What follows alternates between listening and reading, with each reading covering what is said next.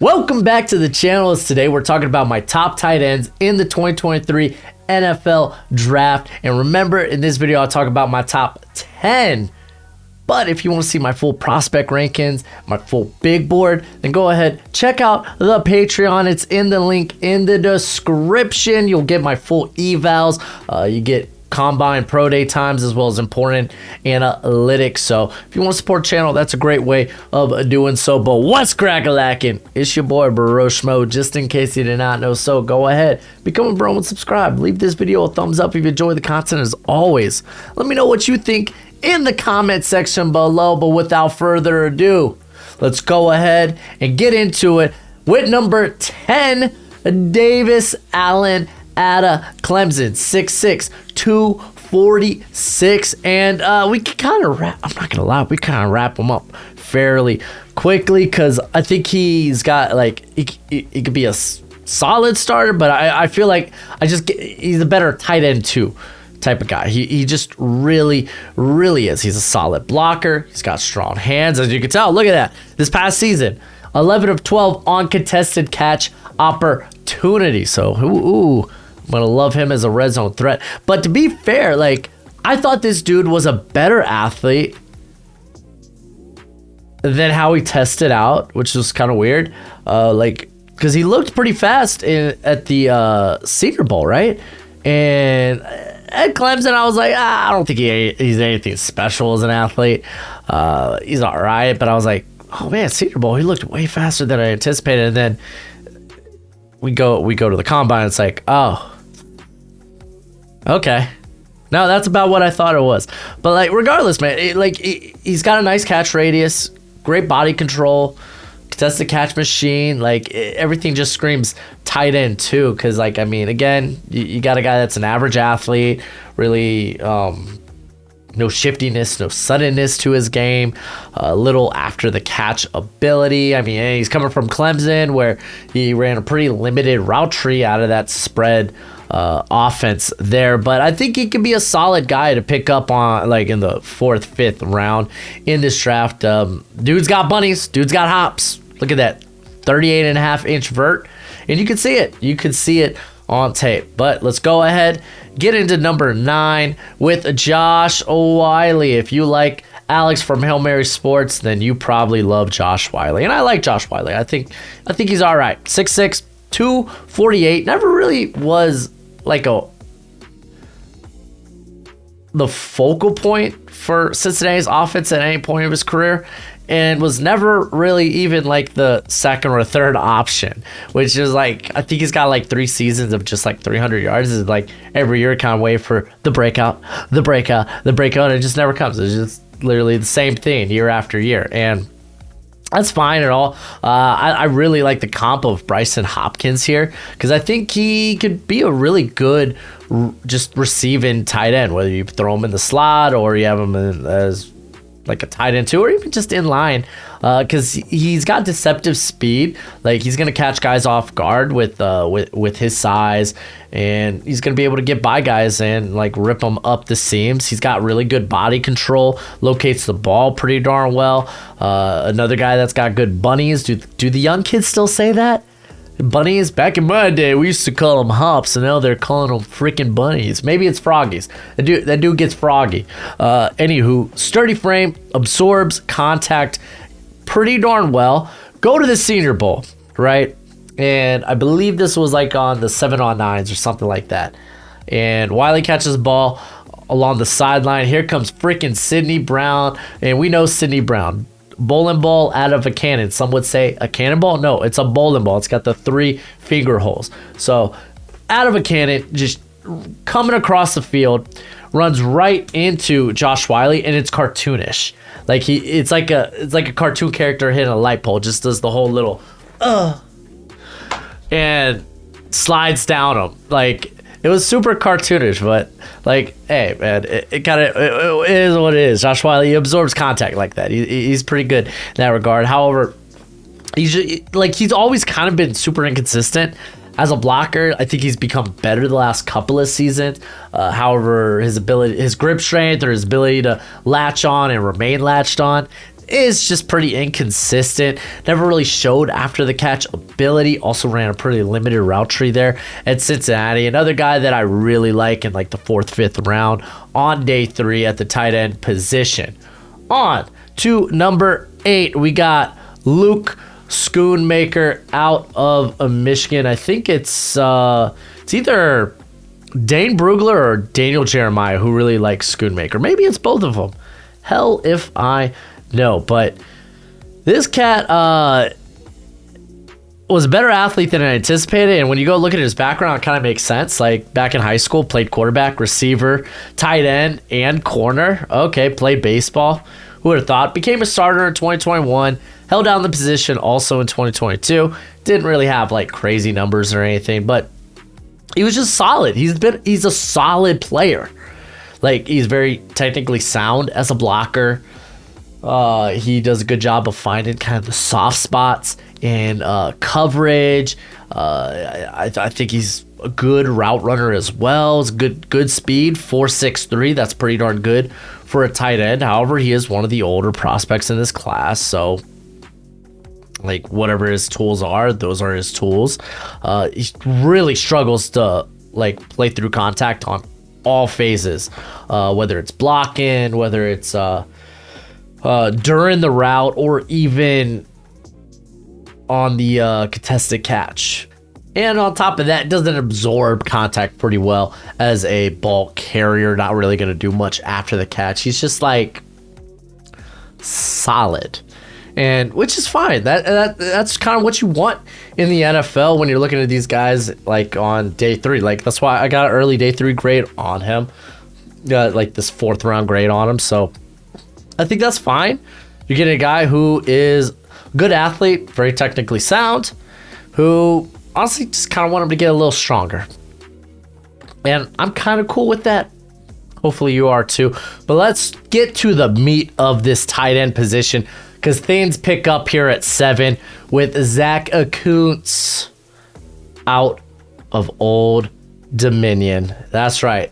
Business about to pick up. 6'7", 255, man. And you might be like, holy moly, that's a big boy. And yeah, that is a big boy. And this season, unfortunately, he was slowed down by a injury, kind of which really was my biggest question heading into the draft cycle, was what was the injury? Because all these colleges have it as like undisclosed. And I saw some reports say it was like a right leg injury. I can't confirm that or verify that, so it's like, I don't know. But I was kind of curious what the injury was. How will that affect his testing? Because like if you watch his tape, like you know this guy's like he's a very good athlete,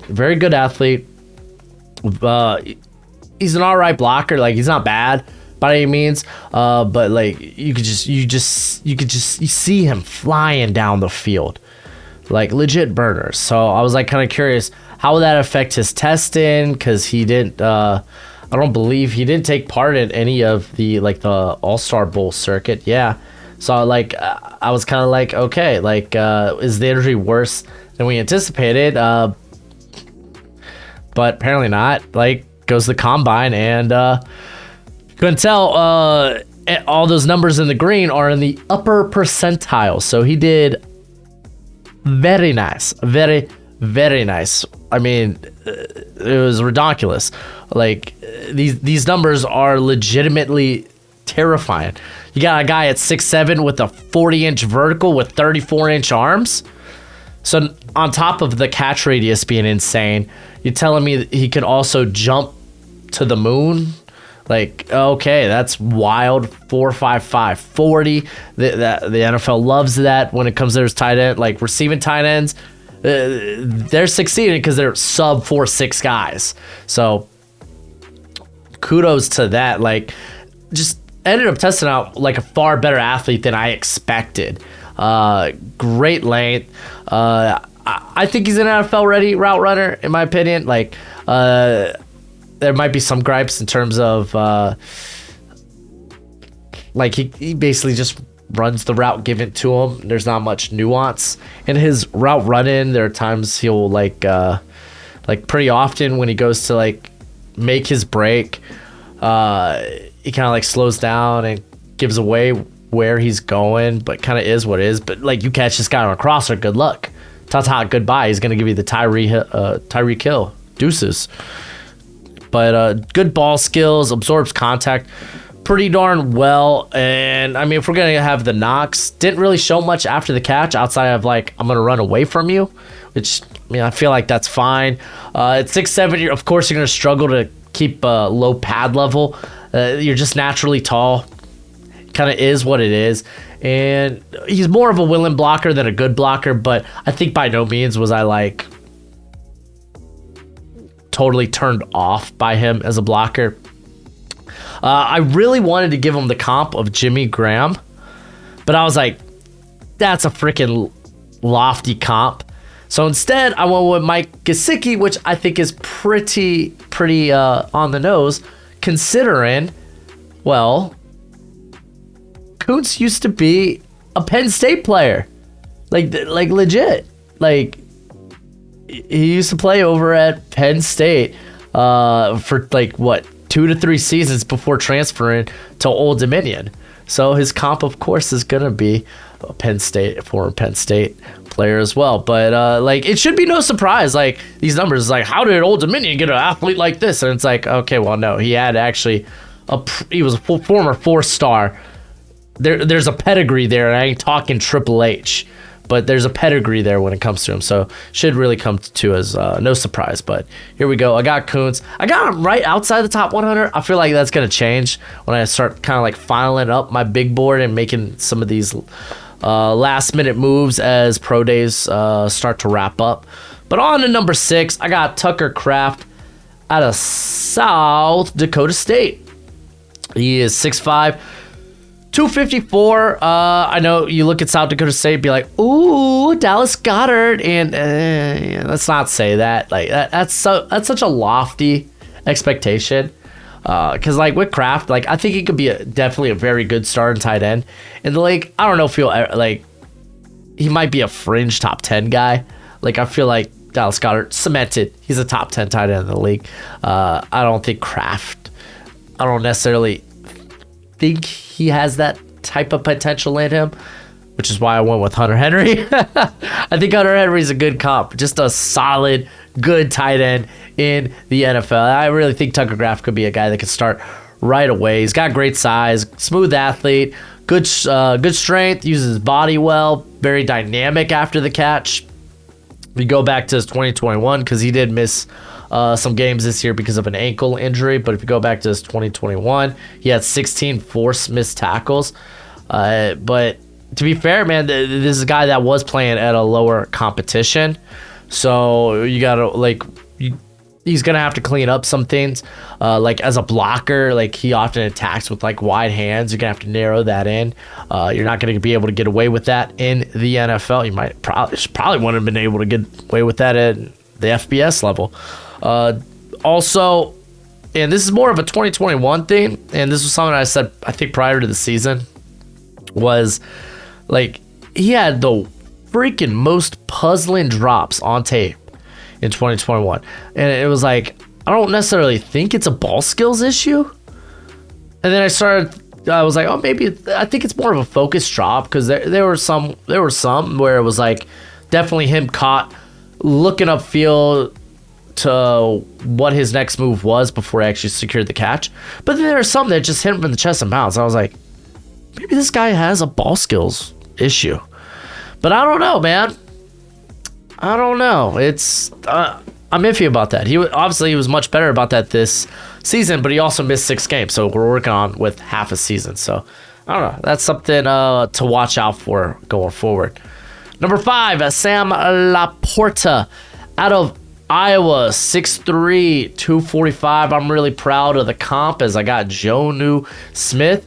And it should be kind of obvious because this guy's an freaking after the catch machine. Best in this class.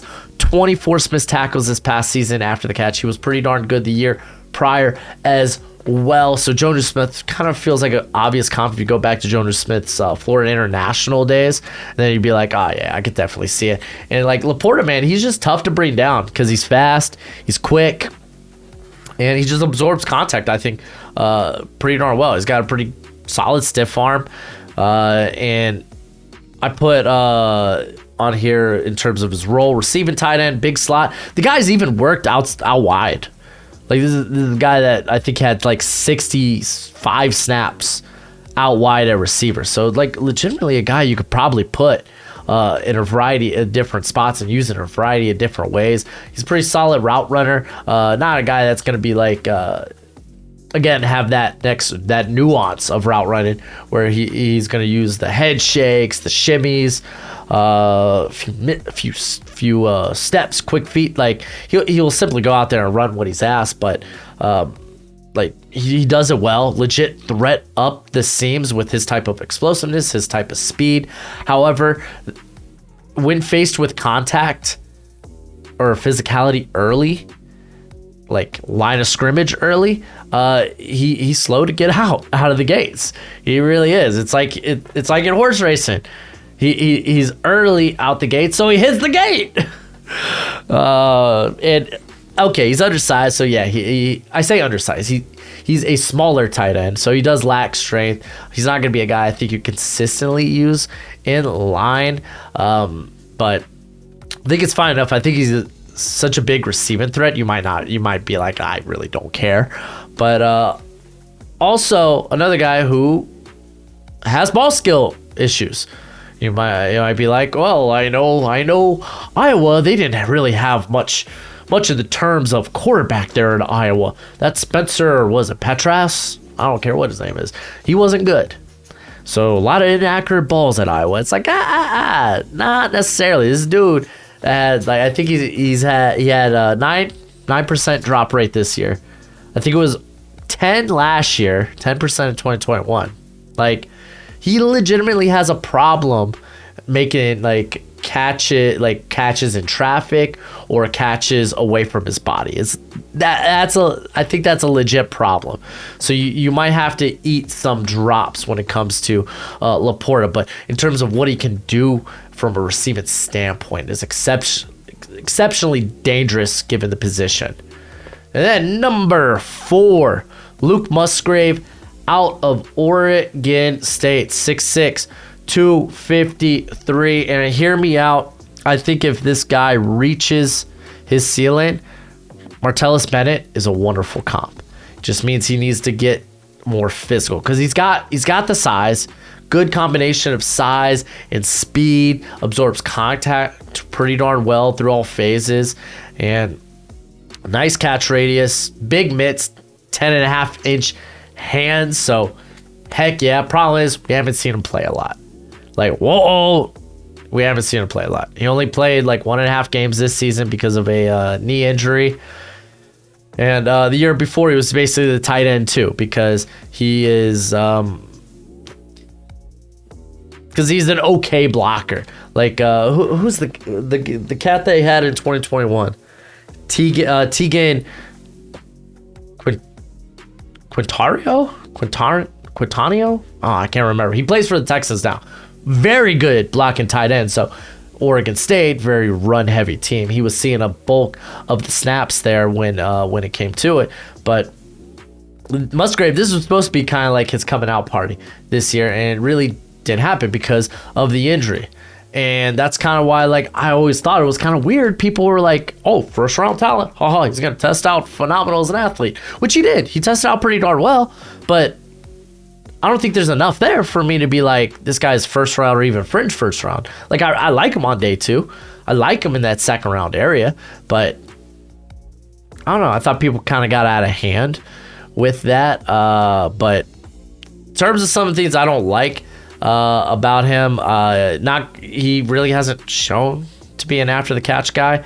But to be fair, small sample size, so it's something I put not yet. Could be a cat that definitely needs to become more of a smooth route runner in terms of being a blocker. If you're not new to the channel, you know me. I love regardless of position, I love a guy that keeps his feet moving through contact, that just keeps them legs driving, that keep them on churning. And Musgrave just isn't one of those guys. He tends to stop his feet when making blocks. It could become problematic at the NFL level. But at the end of the day, man, this guy's got the NFL, or he's got football in his veins. His uncle Bill Musgrave, which the name always Musgrave, not a common name, so it should sound familiar, but was a former NFL offensive coordinator. He's now actually with the Cal Golden Bears, so he was actually there in the Pac-12 on a different team to his nephew, so that's kind of neat. But yeah, I got Musgrave here at 4, which means number 3, Darnell Washington, out of Georgia, 6'7", 272, ludicrous size. Not like ludicrous is kind of a small dude, but like the size is ludicrous, the actual term, not the rapper, which should be no surprise that he is actually a really good blocking tight end. His role here, inline tight end, no crap. 6th offensive lineman. You're going to hear that a lot when it comes to Darnell Washington. Insane combination of size and speed. Like a guy that's at 272 running a 4.64. Okay, I see you, bro. He is a train. I think that's the best way to describe him. Like, because once this dude starts going, he's hard to bring down. He'll be running through tackles. Even if you go to the season opener, the Oregon game, where he hurdled a guy. Like, okay, it's nice to know that he has that in his back pocket. But very powerful block for the position, kind of a no-nothing there at that point. But I think a lot of people, for me, I'm not willing to take this cat in the first round because I think he's a bit like, you got to draw stuff up for him. Like, I don't think he works for every offense. He's not a dynamic route runner. Like, this is a dude that's going to hit the flats or go up the seams, and I feel like that's about it. And he's much more a linear player than he is a lateral player. This is a guy that's not really going to shake and bake, if you know what I'm saying. In terms of as a blocker, could sink his hips a little bit deeper, so kind of like playing at a high pad level. It's like no crap, he's 6'7". It's tough for those guys to get down that low consistently, so that's kind of a nitpick there, but definitely a very interesting prospect here, and it's not going to be, I think, right for every team, but I don't know, man. I got my doubts that he goes in the first round. I don't have him as a fringe first rounder, like top 50 prospect, but not fringe first rounder. But I think like teams like the Patriots, Raiders, those are teams that I think would like to get their hands on him. You can even make a good case for the Bengals, who ran a lot of gap blocking midway through the season. He worked out well there. Who did they actually just bring in at the tight end position recently? Oh man, here, let's just do Bengals sign tight end. Bengals sign tight end. Oh, Irv Smith Jr. Okay. That ain't gonna stop them from drafting a tight end. What is that? Brandon Pettigrew. I actually really like that comp, and I think it's the one that matches most physically and athletically, which is kind of tough to say. Like, Washington is kind of an anomaly. All right, on to number 2, which is kind of wild. It's Michael Mayer. Never thought this would happen. Never thought he would be tight end 2 in this class. Like, I came into the summer like, oh yeah, nah. This dude is stamp of approval, just good tight end, start in NFL right now, yes please. And we'll get to my number 1. Just give me a sec, but I think the turning point was, for me, the combine. And because, to be fair, he tested out how many people expected. The problem is he tested out instead of like with those test numbers, instead of doing it at 265, he did it at 249. And it was like, I feel like those numbers should have been better if you're 15 pounds lighter. And I mean, I get it, man. His playing weight's probably going to be 255. That's fine. But it's like, those numbers aren't going to change much. So it's like, yeah, it was a little disheartening, and you might be looking for more upside when it comes to the position, which is probably a big thing that's going to hurt Michael Mayer. And kind of, fortunately, it kind of is what it is. Like, this guy's probably going to be, and I think a good comp for him. Everyone and their mom, they're giving him the Jason Winning comp. Just like, yeah, like very good tight end. Just good tight end. Won't be a problem for you on your roster. I think if you want to like give him like a highball it, you could maybe say like a Mark Andrews. But yeah, I guess let's get into Michael Mayer, man. He is a very sure-handed guy, good security blanket option.